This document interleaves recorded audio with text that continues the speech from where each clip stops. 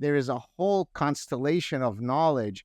I know 1/1,000,000th of what I could potentially know. And that not only inspires me, oftentimes when I'm about to leave on vacation, I argue that one of the most difficult decisions I have to make is deciding which book or two books to bring on vacation. Hello, everybody. You are listening or watching Chatting with Candice. If you want to support the show, please check out some of the affiliates and the sponsors below. You can also go to chattingwithcandice.com where you can click that link that says Buy Me a Coffee, or the Patreon account where you get early access to episodes. I couldn't do this without you. All of the proceeds go directly back into the show. If you have not hit like and subscribe, please do so. It takes 2 seconds. Most of you that are listening and watching are not subscribed, so you don't want to miss a single episode because you'll miss out on guests like we have today. This one is oh my gosh, it's such a treat. I have been waiting to get this guest scheduled for a while. He is a repeat guest. We had to get our timing right. He has a new book coming out, Dr. Gad Saad. He wrote The Parasitic Mind, best-selling book. This new one, which I'm sure will be best-selling as well, is The Sad Truth About Happiness, 8 Secrets for Leading a Good Life. It is incredible. It talks about mindset, pleasure, happiness, how to pick the right mate, how to pick the right job. It's truly incredible. I think it's going to help everyone be that much happier. Maybe it's the secret sauce that you have been missing. And if you feel like you could be 1% happier, 10% happier, or more, please check out this book. You can get it. It's linked below, Amazon, anywhere that you get books. And before we jump into the episode, I wanted to read a quote by my teacher, Dr. Carlos Waters. And it's funny because he just had this really long conversation that he was doing, and it was on happiness. So I felt like it was relevant to the show. And a lot of it overlapped with Dr. Gad Saad's work. And I just thought we talk about serendipity in the podcast. And this is just a moment of serendipity that I wanted to honor. Understanding our true self is a crucial aspect of experiencing genuine happiness. Our sense of identity is often shaped by the external influences, such as social expectations, cultural conditioning, and the roles we play in our relationships. However, true happiness lies in connecting with our authentic self, the essence of who we are beyond the external constructs. It involves exploring our values, passions, strengths, and deepest desires. When we align our lives with our authentic self, we experience a profound sense of purpose, meaning, and fulfillment. This journey of self-discovery requires self-reflection, introspection, and willingness to let go of societal masks and conditioning. And I think that was amazing, and you'll see how it's relevant, especially after you check out Gad's book. So please enjoy the conversation with Dr. Gad Saad. You're back again. I'm so excited. I've been eagerly waiting to have you on for round 2. And I know my people were pitching you, so we had to wait for the timing of this new book, which congratulations on the launch. Thank you so much. I'm equally excited to be with you, Candice. And I'm sorry that I wasn't able to do it. You were gracious enough to invite me to come and do it in person. Hopefully, maybe round 3 we can do that. But for now, we'll have to settle for remotely. I'd love to. You know what they're actually saying is Wilmington is supposed to be the new Austin. So I'm ahead of the game here. It's beautiful. It's not as hot. We have beaches. So maybe next time that you're going on Rogan, you can make a pit stop on the East Coast. Well, I'm going in exactly a week. So it'll have to be probably the next time after that. But yes. Yeah, the next time. Yeah. Wonderful. Yeah, you're a serial guest on there, which I am. I'm fortunate enough to be so. Yes, thank you. What's interesting, I was thinking of the last time we talked, and we were talking about what is a honey badger, and in my mind it was honey badger to this happiness project, which I think is so amazing. What inspired you to show like this softer side or this lighter side and going into happiness instead of like this more I don't know, the honey badger side? Right. More combative issues, right? You have to, by the very nature of my last book, you're taking on ideas, you're taking on people's belief systems. And so by its very nature, it's going to be, a bit darker. But that's a great question. Thank you. And I actually discussed it briefly in the first chapter of the forthcoming book. So I received tons of feedback from my platform, from the people who follow me, saying, hey, how do you always seem to have a twinkle in your eye? You're always smiling. You're always joking. yet you take on all these serious issues. What's your secret, Professor? So that was the first thing that compelled me to write this book. And secondly, I noticed that oftentimes I don't really operate too much in prescriptive world. What I mean by that is, here are the 7 steps to lose weight. Here are the 3 steps to make your spouse happy. That's never been, the ecosystem that I've inhabited, because as a professor, I'm much more in descriptive world. I want to describe why people do the things that they do. But often I found that when I put out some advice, some unsolicited advice, that would be the stuff that would receive the greatest amount of feedback from people. So for example, to the earlier point that we mentioned about Joe Rogan, of all the times I've been on Joe Rogan, probably the singular snippet that received the most attention is when Joe asked me, so what was your secret to becoming trim again? I lost a lot of weight. And so then that got me thinking, maybe I can have the audacity to actually put together a book where I can't guarantee you that reading my book will assure you to be happy, but I can hopefully increase your probability of being happy by adopting certain mindsets and so on. And so I said, you know what, I'm going to throw my ring into it.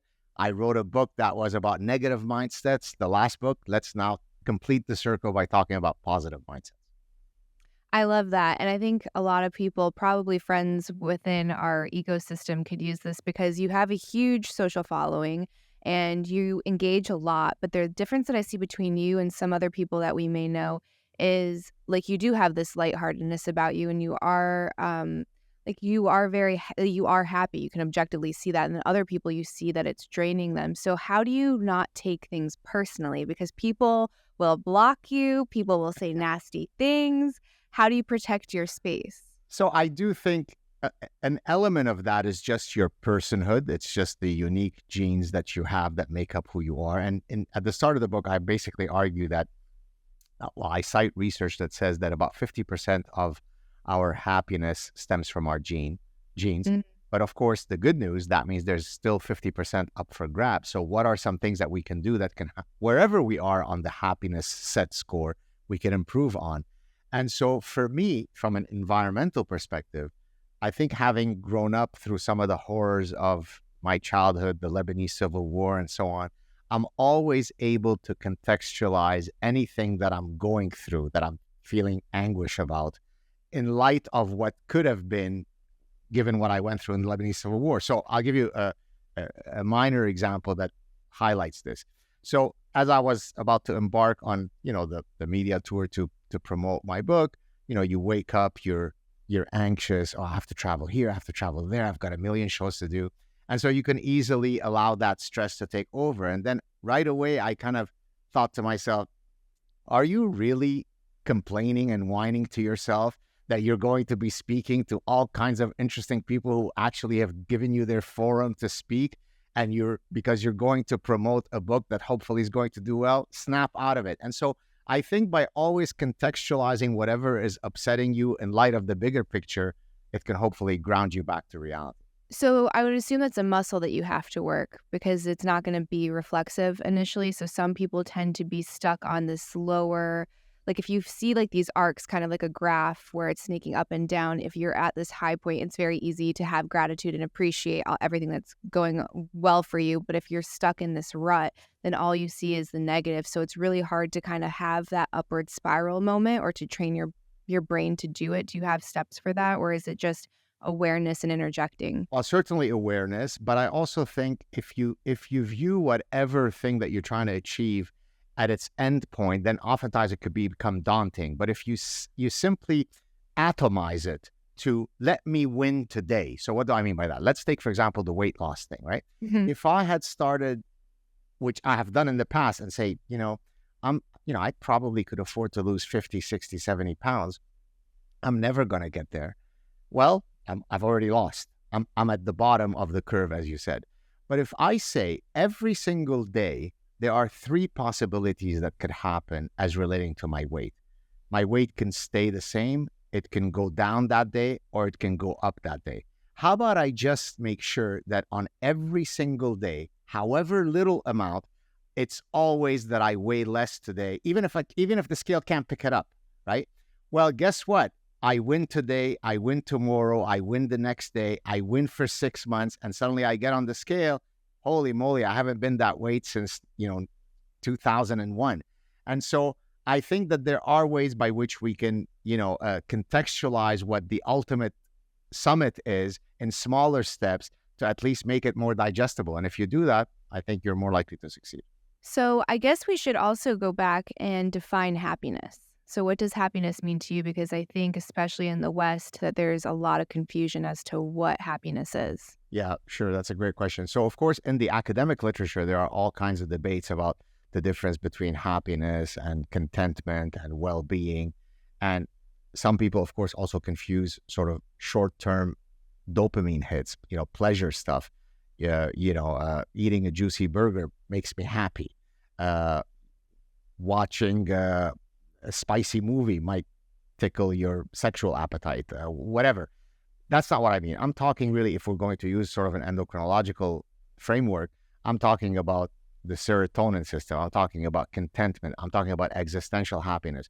Do I wake up on any given day and say, I'm really great, I have a great life? Of course, there are all kinds of things that piss me off and stress me, but am I at a place that I'm happy? And so it's in that sort of grand existential sense. Do I wake up in the morning and rub my hands for all of the opportunity? Yeah, I'm going to get to speak to Candice today, and I've got this, and then I'm speaking to a graduate student about some interesting project.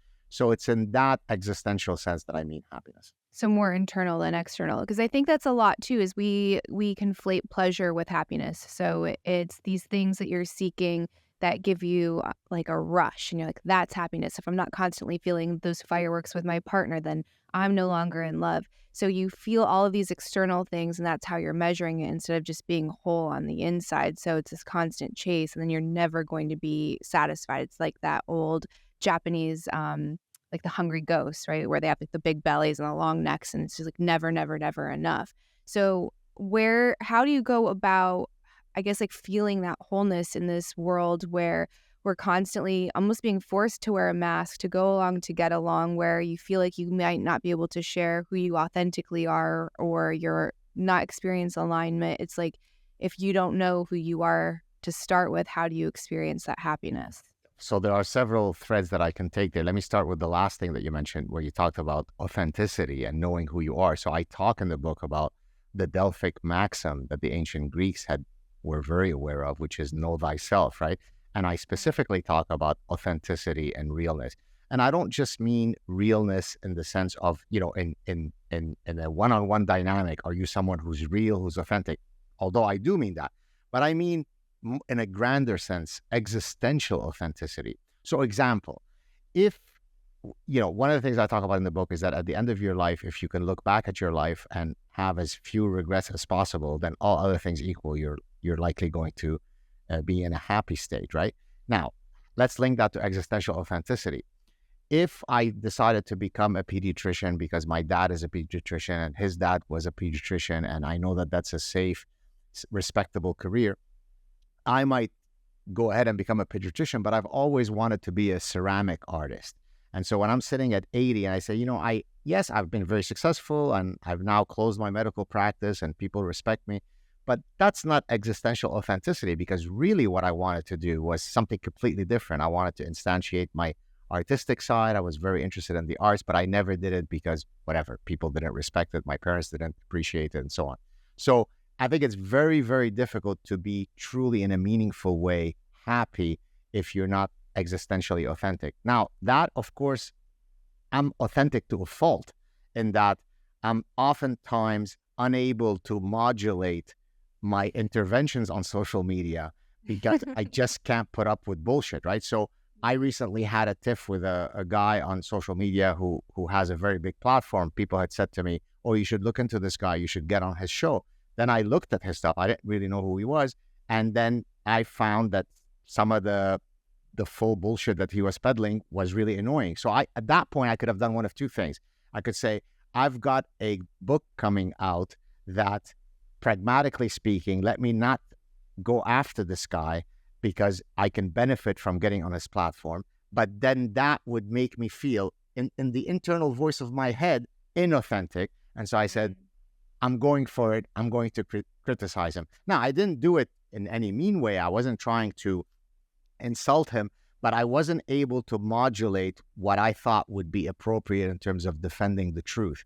And so, like most things in life, and that's actually a topic of one of my chapters in the book, I talk about, everything in moderation, which the ancient Greeks were already well aware of. So I call this the inverted U. Too little of something is not good. Too much of something is not good. And much of the optimal place that we need to be is in the middle sweet spot. The Buddha called it the middle way. Aristotle called it the golden mean. And so, like most things in life, if you're perhaps too authentic and that you never hold your tongue, that's not good. If you never speak your mind, that's not good. And the truth lays, or the optimal thing lays somewhere in the middle. So how do you calibrate that sweet spot, especially when it comes to the truth? How much truth is too much truth? Because I find myself in a very similar predicament often, especially in real exchanges where someone will do or say something that I think is just nonsense. And I just, there's almost no, there's no stop. It's just thought and out. And because it's just something will be so outrageous, especially if it's around like parenting or kids, and I just see bad behavior, I'm like, shut that down immediately. Right. And I did it to a really, really old friend, and it didn't land well. And it still is kind of a little bit thorny. So is there such thing as too much truth? So the way that I would answer that is to draw on two distinct ethical systems, which actually I don't spend much time discussing in this book, but I certainly do in my last book, The Parasitic Mind, where I talk about deontological ethics versus consequentialist ethics. So consequentialist ethics would be where you might massage the truth because the consequences of telling the truth are not necessarily worth it. So I always give the example because it's a humorous but true one. If you want to have a long-lasting marriage and you hear the question, do I look fat in those jeans? Please put on the consequentialist hat, because it may be worthwhile to, assuage the feelings of your partner and say, no, you look beautiful. On the other hand, when it comes to the pursuit of science, the pursuit and defense of, first principles that define a society, well, then there is no, I believe in free speech, but if you use the qualifier but, then you're violating a deontological principle. Deontological means an absolute truth, right? So presumption of innocence within the judicial system is a deontological principle. So once someone says, yes, I believe in presumption of innocence, but not for Brett Kavanaugh because he's a serial gang rapist, well, then you are violating a deontological principle. So to your question, I would say the way that I'm able to know whether I should modulate my tongue or not is whether it's deontological or consequentialist. If it's consequentialist, I'll modulate my tongue. If it's deontological, fasten your seatbelts. Okay. Yeah, that's really helpful. Is it the same with, I guess we kind of talked about it with authentic expression, because obviously you don't want to have unbridled rage. You can't just go express yourself and punch somebody. So you do have to modulate that. So I guess tying it back to the guy that wanted to work with pottery, it's you have all this programming, and some of it's not like meant to mess you up, as like we always mess up as parents. No one's going to be a perfect parent. So sometimes you put programming in there that you don't even know you're doing. Like, you're not going to make any money with making stupid pots, right? Go be a pediatrician. Right. And that can do a lot of harm, because you have this other person that's really living out of alignment, and then they might seek a life partner that's out of alignment, and then they get married, and then they're in a horrible marriage, and it just kind of starts to just build and build and build into this mountain of sadness and like being like a counterfeit life, essentially. Right. So like, how do you pragmatically go throughout the day? Like, yes, I have responsibilities, I have bills, I do operate in this 3D world, but I also have passions. So is it that you do your day job and then focus on your passions at night? Like, how do you not kill your spirit? Yeah, that's another great question. So let me tie it to, in one of the early chapters, I talk about the two fundamental decisions that are likely to impart upon you the greatest amount of misery or greatest amount of happiness as a function of whether you make the right choices or not. And decision one, which eventually, if you want, we can drill down on, is choosing the right spouse. Mm-hmm. And then,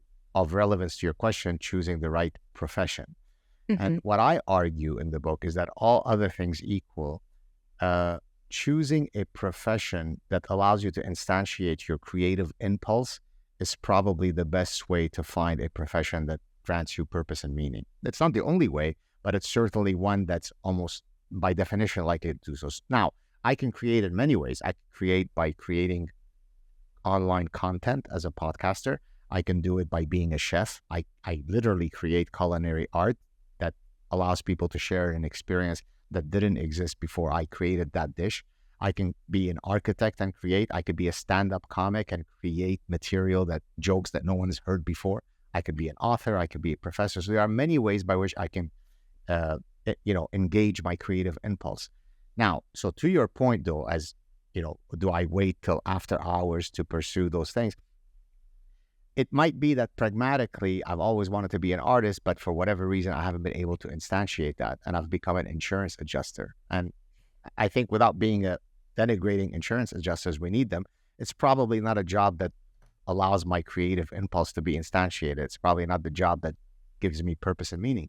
But what about at night when instead of watching, 4 hours of television, I sign up at the local adult learning center to take the pottery courses that I've always wanted to take. So yes, in an ideal world, if my day-to-day job is one that allows me to immerse myself in play and in creativity and so on, that's great. But if I can't do that for whatever pragmatic reasons and obstacles that have come my way, then there are certainly a slew of decisions that I can make that would allow me to go after those needs without it being my profession. Mm-hmm. So I want to circle back to choosing the right mate. Do you know who Paul Dolan is? It rings a bell. Tell me more about him. So Paul Dolan was looking at some marital studies and he interpreted them in a way, and I don't know if it was intentional or not because I'm not Paul Dolan, but he interpreted it in such a way that marriage makes women miserable and it's beneficial for men only. And this idea of having kids actually makes women more miserable. So childless women are happier. But I guess the way that the data was presented, it was like, is your husband out or has your husband left? And it wasn't identified, like, did he leave the kitchen? Are you alone? Or did he physically leave the house and you are separated? So kind of a big thing to decipher between. He did not. So literally the women he was talking to were estranged from their spouse. So of course they're going to report dissatisfaction and raise levels of unhappiness. But he took it as like this feminist movement, be independent, you don't need kids and you don't need a man. And when it comes to the child studies or like childless studies, I'm sure you know that like they are particularly looking at like in the throes of the newborn baby stage. And they're like, of course, these parents are unhappy, don't have kids. Well, go scale out to when the adults are, in their 40s and 50s, and actually they surpass the people that don't have kids. So it almost seems like the sneaky way that people are purposefully misinterpreting data to maybe suit some kind of agenda, some kind of feminist agenda, some kind of childless agenda. I'm not really sure.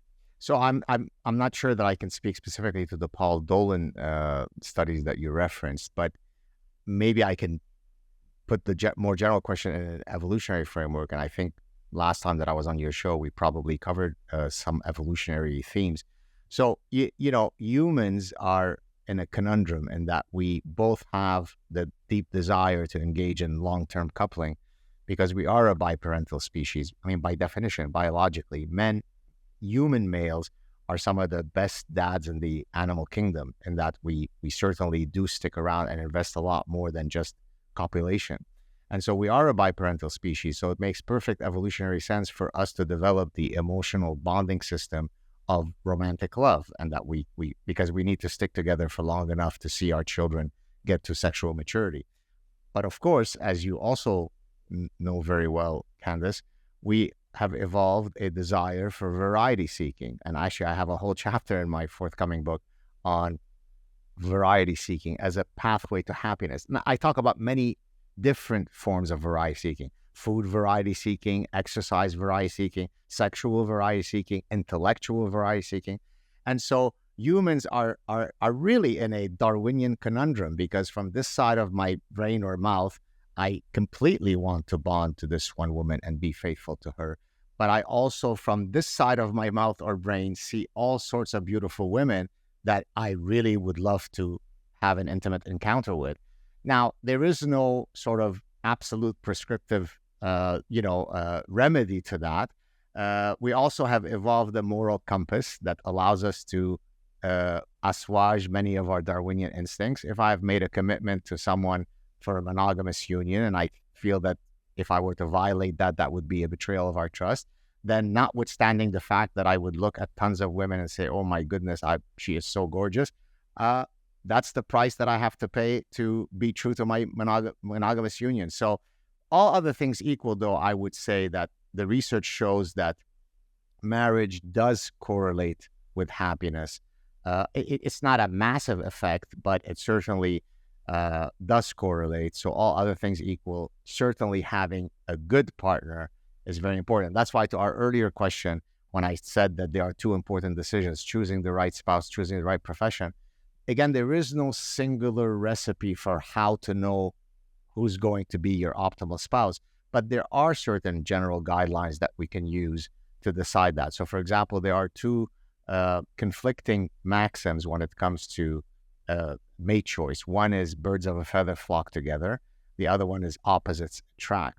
And it may or may not surprise you, Candice, to know that the research overwhelmingly supports birds of a feather flock together, at least for long-term success of a marriage. So I'm not talking, so for a short-term dalliance, opposites attract might actually be optimal. I may be sexually shy and introverted. You may be sexually adventurous and extroverted, and therefore you bring me out of my shell, and that actually might permit me to have a much better experience. But for long-term happiness in a relationship, assortative mating, and now you might say, well, birds of a feather flock together on which feathers? Here we're talking about shared belief systems, shared life mindsets, shared attitudes towards important values. It's much more choose someone who's similar to you. In those regards, right? So could it possibly that the opposites attract is more your temperament, so introvert versus extrovert, and then also like maybe risk-seeking behavior, or I don't know, like maybe just like more inconsequential things when it comes down to virtues and like what you would build a family upon, like those things need to be in alignment, but the other things can be different. Although, just not to get too much into the trees, but if you said, let's say, risk-taking, that could overlap with some general life goals. So, for example, I want to be very much risk-aversive and save for our future. You are very much of a risk seeker. You live for the day. That might cause some problems in our relationship. But if you just mean risk-seeking in that you want to go bungee jumping, whereas I'm incredibly safe in everything I do, then I think that might be a complementary. So it depends what you mean by risk-taking. Yes, that's definitely my dynamic. So my husband was just at Abundance 360. It's like this Peter Diamanda's like conference, and he won one of those zero gravity plane rides, and he's doing it, and he's like, do you want to go with me? And I immediately have a panic attack. We're laying in bed while he asks me, and I just get quiet, and he feels my whole body contracting, and I'm getting nauseous, and I'm like, I do not want to go, but he invited me. What do I do? And he goes, I just meant to Florida. And then like I'll go up and then we'll hang out. I was like, thank God. I have zero interest in that. I don't even want to watch you. Just make sure that they take a video and record it. And I hope that you have fun, because we are so different in that regard. I'm like, I want to keep my feet on the ground, and he wants to go to outer space. So not I share your tepidness, because while I may be an intellectual risk taker in that I speak my mind, I publish papers that many other academics wouldn't dare do, and so on. When it comes to some of that physicality, so for example, heights stuff, I'm with you. I get vertigo and I turn into a little girl. I don't know what I was listening to, but they actually said that kind of risk taking, whether it's moral or like societal, cultural risk taking, like intellectual risk taking, is actually the rarest form of bravery. Like doing like the real typically bravado stuff, like, the people that are doing the skyscraper, bungee, whatever, like what you would think of as risk taking, that's actually more common, but it's a lot more rare to like say the truth or stand up or risk social isolation or what have you from being honest. So Well, You're thank you. I'll take that as a compliment. take And that I as a won't, compliment. and I won't feel so bad about not having jumped off some of the 40-foot cliffs that I saw others jumping we were just on vacation, my family and I, in Portugal. We were in the Algarve, which is in southern Europe, which is very known for having these really majestic cliffs that you could jump into this glorious water. Now, I jumped off 2 levels of cliffs, which I thought was pretty impressive. But then I would see these other guys, typically much younger, jumping off these insane. I mean, I couldn't even stand there, and they're jumping off as if it's like they're eating broccoli. And so it makes me feel better to know that that's a very frequent form of risk taking. That's good. Yes, yes. No, that trip sounded amazing. I loved your story that you shared on your podcast about being open and serendipity.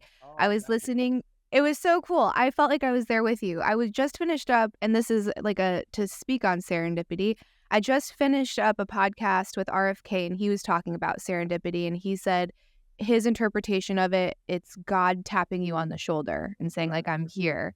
And then you tell your story about serendipity, which is like the next podcast I listened to. Wow. And how, I know, right? I was like, this is serendipity happening. And you talk about this story about just like being open. And then that's when like these really cool moments happen for you. And you had this man approach you and ask you like, what is the secret to happiness, as you have this book on happiness coming out. And you're like, you can't write this stuff. Like, you really can't. And I think that there is something saying like, when you're just like vibrating at a specific level, when you're truly happy, you become a magnet. People are gravitated towards you, and they want to know more about you, and they find you curious and interesting, versus people that are just like so emotionally closed off. You just feel that. So I thought that was really cool. Thank you. Thank you for mentioning that. Just before coming on your lovely show, so I had done a show myself on my channel, and then I had about 45 minutes. I asked my wife, do you want to go for a walk? And so we ran into a neighbor who's an older gentleman. He has some health issues. He's walking with a walker. So we stopped for a few minutes to chat with him. And, he just said, he goes, I love running into you guys. You both always seem so happy. And so you're exactly right. I mean, you really either exude that or not. And now I'm starting, even though I'm supposed to be scientifically minded, as I say these things, I feel like I need to touch wood. I suddenly turn into a superstitious person because, in Lebanese culture, there's this idea of the evil eye, right? When you say something like, "Oh, I'm so happy," now watch when someone looks at you and jinx you. So even someone who's supposedly scientifically trained can't help but look for the wood to touch as I tell these stories. Well, you can have both, right? I think, what do they say? It's the ego and like critical thinking makes a great. I just listened to it. Basically, it makes a terrible master. It's very useful. Don't throw it out with the bathwater, but also to not like disconnect from like your heart space or from like seeking spirituality or God or whatever it is. So like to have both of them, where the people that are all the way on the other side in the spiritual world kind of cast out being an intellectual or being articulate or critical thinking. They're like, no, that's just of this world and that's useless. And it's figuring out, like, again, that golden ratio or that happy middle for both of it. Yeah, that makes perfect sense. And to tie what you just said to the story that you were kind enough to share about the gentleman that I ran into in Portugal, that interaction for me was an instantiation of divinity, right? Because again, it depends how you conceptualize what the divine is, right? The fact that there could be such a magical moment that was unexpected, that's divine, right? And so, and I talk about this very briefly in the book when I'm discussing various correlates to happiness in one of the early chapters. And that at one point I talk about the link between religiosity and happiness. And I then explain that the research shows that there is a moderate correlation between being religious and happy. But then I didn't want people who were not religious to walk away saying, well, there's a strike against me. I'm not religious. Because if you define that sense of grandeur as something more than simply couched within a religious narrative, then you can find these divine moments in all sorts of things. When I look at, they've passed away now. We're thinking of getting the next generation of Belgian Shepherds. But when I would interact with my Belgian Shepherds, I don't think that God or the cosmos can create, in my view, a more perfect creature, right? they're loyal, they're protective, they're playful, they exude they exhibit every one of the noble qualities that most of us could never hope to acquire. And so I can find divinity in all sorts of things without necessarily couching it within a supernatural framework. Have you seen those most recent pictures from the James Webb telescope where it shows all of the different galaxies? Just a few snippets of them on Twitter, but not systematically. But go ahead. Oh my gosh. I was looking at this picture, and again, my husband shows me or like presents all of this stuff to me as I'm about to go to bed, and then I just can't sleep, and he thinks it's hysterical. But he shows me this picture, and it's just all of these different galaxies, like so many that it looks like the night sky, like what you would look and see all of these stars, like they're just galaxies. So you see that, and you're like, how do you look at that and know that you are one in infinity when it comes to that, and you think you know anything, or you feel like you've got it figured out, or you think you are as big as it gets? How do you possibly think that? And like, so to people that don't have any spiritual inkling, I'm like, I feel like we're just wired for that. Like we're wired to know that there's something bigger, and however you transmute that or translate that into, whatever that looks like for you is another thing. But just like this inner knowing that there is something bigger, right? And I think that that ties into purpose. Absolutely. And I could even take that example that you said, and rather than explore at the cosmological level, which for most brains is difficult to comprehend, let's bring it down to the study that I'm in right now as you're taping. You can't see it in the shot, but I have this huge collection within my personal library of books that I've yet to read. And it's that allows me to be quite epistemologically humble, even though I may know quite a lot, as the fact that I'm a professor who spent my whole life in navigating ideas. The fact that I'm knowledgeable allows me to know how little that I know, because there's so much. So to use your cosmological analogy, there is a whole constellation of knowledge. I know 1/1,000,000th of what I could potentially know. And that not only inspires me, oftentimes when I'm about to leave on vacation, I argue that one of the most difficult decisions I have to make is deciding which book or two books to bring on vacation. And usually my wife will tell me, start that decision process early, because I go through this whole choice paralysis where I'm just standing like a zombie in front of all the books that I've yet to read, and I can't make my mind up. And oh, by the way, I'm supposed to be an expert in the psychology of decision making, and I'm completely under choice paralysis. So yes, it's always nice and humbling to realize that you're a very, very small speck in this greater universe. So is that kind of what you mean by like your pushback on the spice of life is variety is like too much, can be overwhelming? Certainly that. What I'm arguing actually is that depending on the domain, the pursuit of variety might be a good thing or a bad thing. So in a sense, a lot of the stuff in my book can be frustrating to people, but though I'm honest, in other words, many quote self-help books are read my book and I guarantee you a Ferrari and your wife having 20,000 orgasms every time you look at her.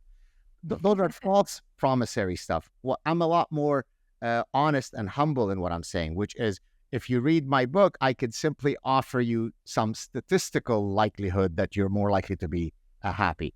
So to the point about variety, there is no rule that says across every possible domain in every setting, more variety is better. To our earlier point about sexual variety seeking, if you're in a committed monogamous union, notwithstanding your desire to engage in multiple matings, you may want to, reel that in. But for example, intellectual variety seeking, since that's probably the thing that's closest to my professional heart, I argue that it's a very, very poor way to live life by always being a stay-in-your-lane person. So let's take in academia. In academia, the reward systems are set up for you to be a hyper specialist because, there are only 7 other people that know about anything that you're talking about. And so by becoming a greater hyper specialist, that's where you can make a contribution. And of course, there's some value to that. If you're going to contribute to a particular scientific literature, you have to be an expert in it. But the biggest breakthroughs in science come usually at the intersections of disciplines. So the mapping of the human genome required people in many distinct disciplines to put their collective IQ together to be able to crack some of the, in this case, the code of our existence, right? And so I argue that life is too short to only navigate through the same intellectual journey every day. And yet most of my academic colleagues are completely stay-in-your-lane professors. And now they're stay-in-your-lane professors in many ways. They only publish on a single topic. So I am, a emotions researcher. So I only do that. I only publish in these 4 psychology journals. I only write peer-reviewed journals because that's what's rewarded in academia. Now look at my career. It's been the exact opposite. I have published countless academic papers in top journals, but I also wrote books when it was frowned upon to write books. You should only publish peer-reviewed papers. I wrote academic books and trade books, meaning for the general public. Well, that was viewed as selling out. I started a show and a podcast when very few people in general had shows, let alone professors. That was viewed as not serious, right? I go on Joe Rogan from a very long time ago. As I discussed in my previous book, when I was invited to Stanford in 2017, my host looked at my connection with Joe Rogan with great derision. We don't do that at Stanford, right? So to me, I have been enriched in an incalculable number of ways by having pursued variety seeking within my profession, within my intellectual pursuits. And it's a real shame to always go to the same, one-trick pony. Life is too short for that. That's so interesting now because I don't know, maybe it's different. You can tell me from your experience, but do you feel like it's more widely accepted now to be able to be a whole person and express yourself fully, like be an author, go on podcasts? As an academic, you're saying? Yeah. So, as you probably know, when you talk about diffusion of innovations, there are the innovators, then the early adopters, then the late adopters, then the laggard, right? Who's the last person to get an iPhone? Who's the last person to have purchased, a microwave, right? Well, regrettably, academia are very much at the laggard end of things in that it takes them a long time to accept radical new ways of being, right? And so to your question, I used to get a lot of the derision from, you're a sellout by speaking to the great unwashed, to the rubes, right? Why aren't you only talking to fancy professors at Harvard? Well, now the same schools that used to look at my stuff with derision, when I go visit them and give a talk, they say, tell me, how did you become so popular? Now they see it as a positive thing, whereas 10 years ago, it was viewed as a sellout. So I think, to your point, they are changing, but it's a very, very slow change. And it requires someone who has I don't give an F attitude to serve as the agent of innovation, right? I didn't care whether they appreciated it or respected it or not. I just had to be authentic.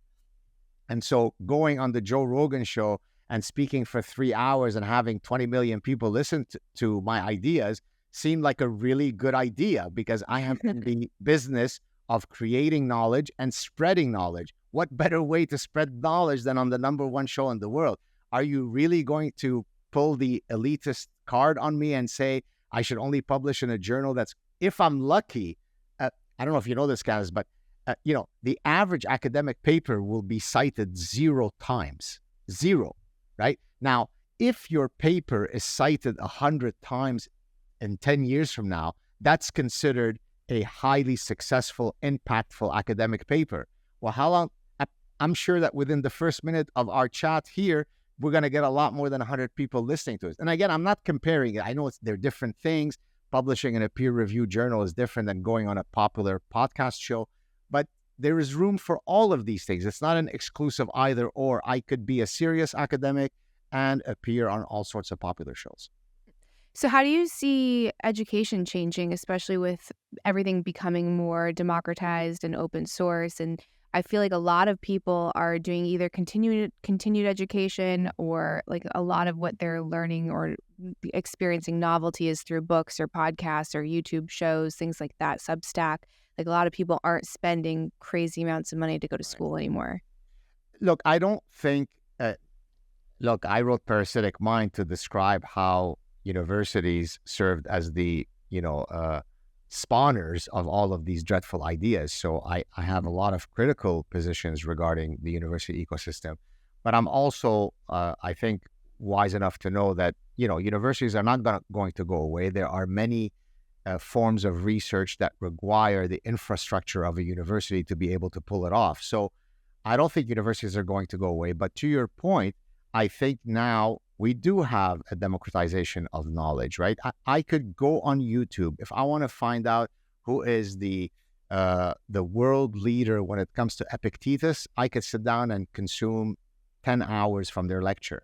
Well, certainly when I was a student, and probably when you were a student, that didn't seem like it would be possible. So I could now put together a survey, a buffet of leading thinkers in any field that I might be interested in, from the most esoteric to the most popular, and I will have access to that. So I say, look, it's not an either or. I think universities are here to stay, although I do think that they truly have been taken over by these dreadful ideas. Hopefully we can fix them. And boy, it's great to live in a world where I can go and listen to great thinkers, whereas 20 years ago, I would have had to pay a lot of money to be able to go to a lecture. Both are viable ways of learning. I wanted, because I know you are a very busy man, I definitely wanted to get into regret, because that was sent over. And then I also think it's such an interesting topic because it leaves people very charged. Well, do you personally have any regrets? Do you feel like everyone has something that they regret? And then how do you go about moving past it? Right. Thank you for that great question. So I have a whole chapter on regret. And the way that I started the chapter is by citing, as sort of the organizing framework, the work of one of my former psychology professors in my PhD. His name is Thomas Gilovich, and he pioneered the psychology of regret by looking at the two fundamental sources of regret: regret due to action and regret due to inaction. So regret due to action would be, I regret that I cheated on my wife, and that brought the end of our family and our marriage. Regret due to inaction, I regret that I never pursued my artistic interests and I became a pediatrician. Well, it turns out, Candice, that over the long run, the greatest looming regret that people have are typically those of inaction, right? And so, I wish I would have done this. So the road that was not traveled, right? Mm-hmm. Now, if I'm 85 and I'm looking back and I say, I wish that I had, become a NBA player. Well, there's nothing that I can do to fix that regret because I'm too old and too short to have ever been an NBA player. But as an optimistic bent on this, difficult issue, there are many forms of regret that even late in life we can do something about. And I give several such examples, which I'll share with you now, and then I'll answer your question about my own personal regrets. So I give two examples in the book of regrets that were alleviated very, very late in life by two separate individuals. So story one, this gentleman who graduated with a PhD at my university, where I'm currently a professor. So this was in the mid-90s, whether he finished his PhD. But he was an individual who left Germany prior to the start of World War II as a young person, moved to Canada, and just life circumstances did not allow him to pursue his education. He'd always wanted to go to university and so on. Fast forward several decades, he's now retired. He's in his 60s, and he says, look, I'm young enough at this point, still young enough. I still have vigor. Why don't I now go back and get my undergraduate? He's in his 60s, right? The average student is 20. And so he goes to my university, gets an undergraduate degree, finishes, I don't remember the exact age, but in his 70s.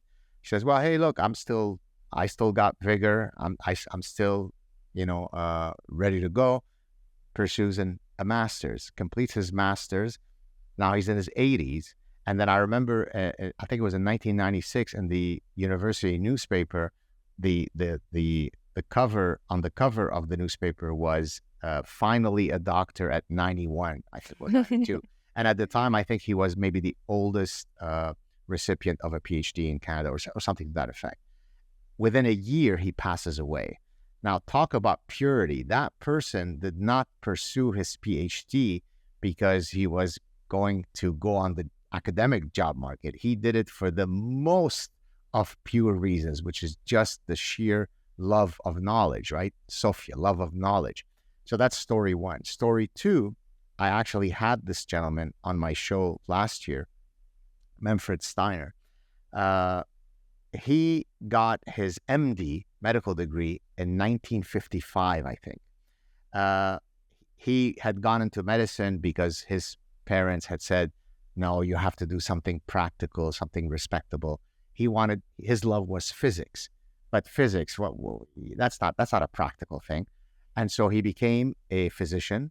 Then he specialized in hematology, picked up along the way in 1967 a PhD in biochemistry, had a full career as a medical specialist, and then in his 80s decided that he wanted to instantiate the pursuit of his original love in physics, started getting a degree in physics, finished with a PhD in physics at Brown University at the age of 89.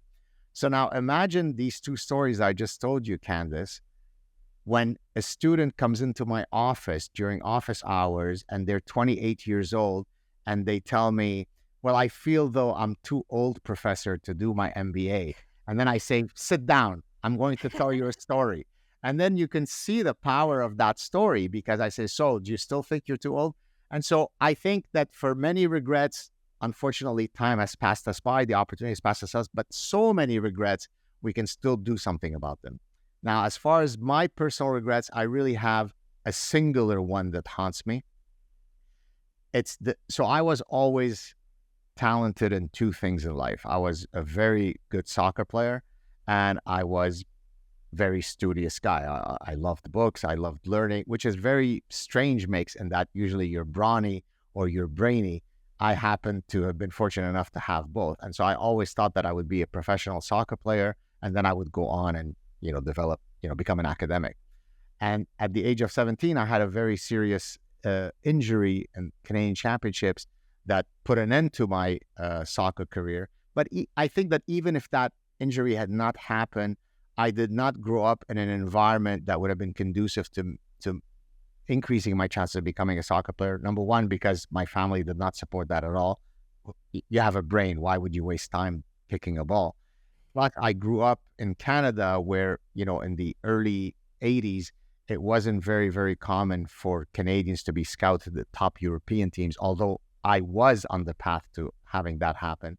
And so whenever the World Cup comes around and I see the majesty of that tournament, I'm always filled a lot of regret at the fact that I wasn't able to instantiate my soccer career. So that's probably the only regret I have. Now, to her credit, Megan Kelly, I shared that regret with her once on her show. And I actually mentioned this in the book. And she's like, kind of snap out of it. You shouldn't regret that. You've had a lot more influence in your life by having become an academic. You've made a difference. So enough. Don't regret that. So that's it. Yeah, it sounds like no matter what, you were destined to have an audience. I guess so, right. Yeah. Yeah. I guess I'm a performer, whether it be on the soccer pitch or as an orator. And you're right that maybe that's what has allowed me to have an audience, which is that I think I'm approachable. I delivered a message in a way that hopefully people appreciate. And so you're right. I am a performer. Oh my gosh, this was amazing. I could talk to you forever, so I would definitely love to have you back on whenever you start to slow down with this launch. But before we head out, can you tell the listeners where they can pick up your book, projects you're working on? I know you have some live appearances that you're doing, like shamelessly plug away. Oh, you're very kind. And I too can talk to you forever, so thank you for giving me an opportunity. The book will be out in exactly 1 week. next Tuesday. You can certainly pre-order it now on Amazon. It'll be available, though, as of July 25th. I do have several upcoming events. In terms of live events, the next sort of super big one is the Commonwealth Club, which is this very shishi platform in San Francisco. So assuming that I don't get gang raped by homeless people on crystal meth, it'll happen on August 8th. Noble homeless people, because homeless people are noble by the very nature of them being homeless. And if you think otherwise, then you're marginalizing homelessness. So that will be August 8th in San Francisco. I'm also appearing at another venue in early September in New Jersey. A whole bunch of other smaller things. But in terms of shows, the whole slew, starting with Candice, Megyn Kelly's upcoming, Greg Gutfeld, Joe Rogan is next. The day of the launch, I'll be on Joe Rogan. So many exciting things. I'm all over social media. You can catch me there. I've got a website, gadsaad.com. So connect with me in any way that you can. And thank you so much for the opportunity. Oh my gosh, of course. And my father-in-law is going to be so excited to see you on Gutfeld. That's his favorite show of all time. So yeah, I'll tell him to keep an eye out for you. Again, thank you so much. Thank you. Cheers. And that's it for this week's episode of Chatting with Candice. Before we go, if you want to support our guest or the show, we have everything linked below where you can buy the book or you can support the show. If you have not left a 5-star review or it has been a while, please do so. That helps us with the algorithm. We want to stay in the charts, people. It's been amazing there. I don't want to go back. I want to stay here at the top or the middle or whatever I am in the top 100. So please do that. I couldn't do it without you. And if you know anyone that would like this episode, you enjoyed the content, please share it. That is the best way to grow a podcast, is word of mouth. And I, again, thank you from the bottom of my heart, and I'll see you next week. Bye, everybody.